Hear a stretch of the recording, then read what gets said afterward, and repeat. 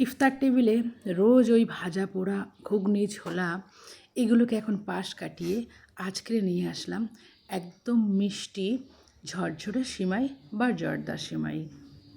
সিমাইটা এত সরু, তবে রান্নার সময় একদম গায়ে লেগেও যায় না, একদম ঝরঝরে ভীষণ সুন্দর শুকনো শুকনো এটা সিমই।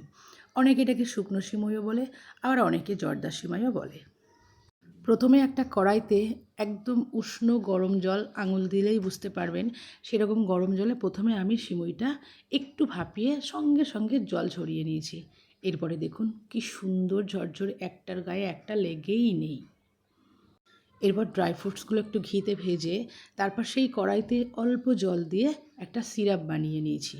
অনেকটা চিনি দিয়েছি আর স্বাদ মতো ব্যালেন্সের জন্য দিয়েছি লবণ, সঙ্গে আর একটু টেস্ট আনার জন্য দিয়েছি একটু দুধ।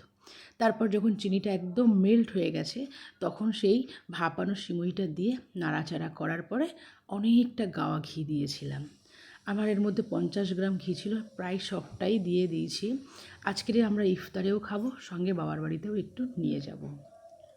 এই পদ্ধতিতে যদি আপনারা এই সিমইটা রান্না করেন একদম পারফেক্ট হবে, কথা দিচ্ছি। তবে ধৈর্য রাখতে হবে, যতক্ষণ না ঠান্ডা হচ্ছে ততক্ষণ কিন্তু এটা ঝরঝরে হবে না। দেখুন আমার সিমইটা ঠান্ডা হয়ে যাওয়ার পরে কত সুন্দর ঝরঝরে হয়েছে।